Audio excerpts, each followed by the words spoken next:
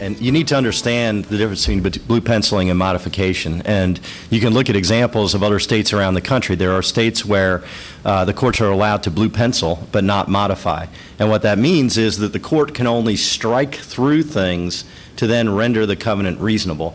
Where in a judicial modification state, the court can basically almost entirely rewrite the agreement based on what it thinks is reasonable under the circumstances.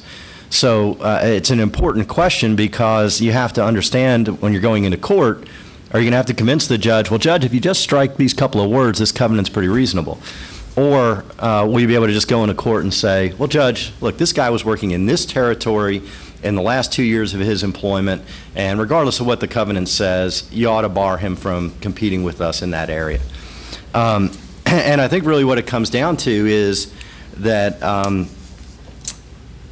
as Gary just quoted, the statute says such terms shall include, and then the two things that are referenced, severing or removing and then enforcing what's left, those are blue penciling concepts.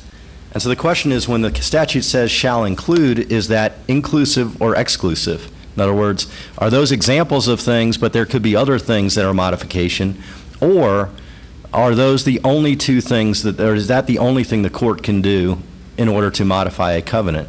And I think there are examples in other parts of the law where the words shall include are considered to be exclusive, meaning the things that are enumerated after that are the only things that are included.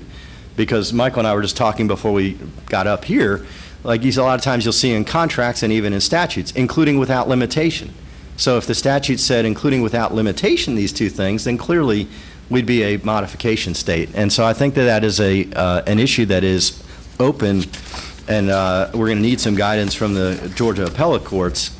Interestingly, one of the very few cases that I've seen where any court has undertaken the blue penciling or modification of a covenant and then issued a written opinion on it is a decision by Judge Story in the Northern District back in 2011.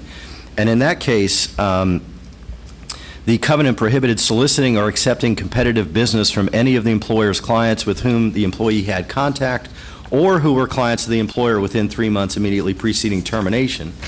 And basically Judge Story found that the covenants were overbroad because they extended to any of the employer's clients, not just those with whom the employee had contact. And so what Judge Story did was he enjoined the defendant from soliciting any customers that the defendant had contact with. And he doesn't say whether he's blue penciling or modifying, but if you look at the way in which the covenant was drafted, he modified. So certainly Judge Story at least thinks that we're a modification state, not a blue penciling state.